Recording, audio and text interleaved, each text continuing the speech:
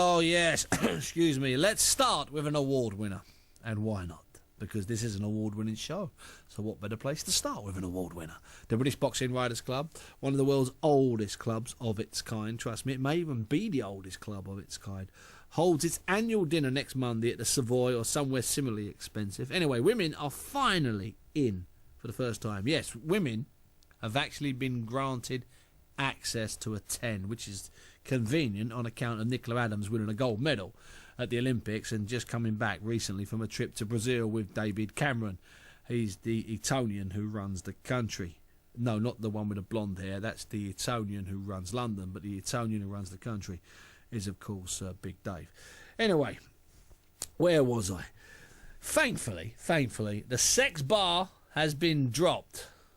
It's gone. So women will be able to attend, which means that if my first guest wanted to take a woman with him, he could for the first time, because Scott Quigg has been given the Boxing Writers Award for the Best Young Fighter. And it's a delight and a pleasure to welcome Scott back to the show. Good evening, Scott.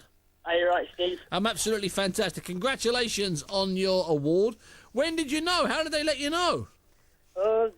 I got a phone call the other day off Colin Hart. I was sat in Starbucks waiting for the press conference, to announce the fight of the undercard of the Atom fight. Which you're going to be on November 24th, yep. Yep, November the 24th, rematch with Rendell Munro. That's right. I've seen that somewhere.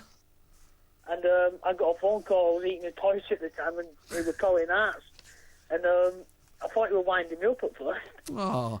And then, but, that was when I first found out, and then, it was a shock, and it took a while to sink in, because when you look at the list of fighters that have won it, and to be put on that list with some of the names, it's an honour. Not only is it an honour, but you've also, if you think about it, you've beaten some good fighters this year. Tyson Fury, former British champion, still hasn't won it. He's still only a baby, about your age. Of course, Anthony Joshua, who won a gold medal at the Olympics. 22, 23 years of age. So you've pipped some top fighters, Scott. I was going to say that makes it, even more the better. Good boy, it does. Very good fighters who was up for it, and for me to get it, I'm chuffed to bits. No, and so you should be chuffed to bits, and I'm delighted for you. I really am, and I hope you enjoy it on. I hope you enjoy it on Monday. I'll be doing my show, my other show, so I won't be there, but I might grab you on the phone at some point. Scott, you've got a rematch with Rendell Munro. You fought earlier this year, 3 rounds, cuts. It ended in June.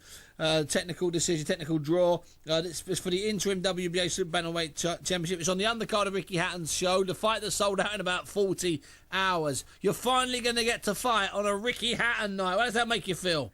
I'm going to say it was a dream come true. I remember being there when he fought Costa Zoo. Oh, what a night. And I thought what it must have liked to be fighting on a show and in front of this many people.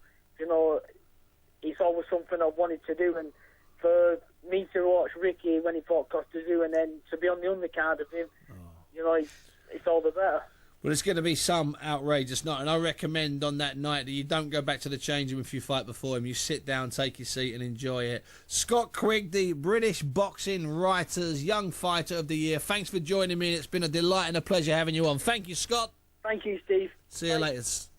Scott Quigg, I tell you what, and people, it sounds like a cliche, but you meet fighters, you meet athletes, you meet runners, you meet Paralympians, and you say, oh, he's a nice kid. I tell you what, I've been around this business for a long time, since about 1984, getting a living from it, an awful long time. I'm coming up to my 30-year stint, and I'd have that kid, Scott Quigg, in my top 5 nice people. Now,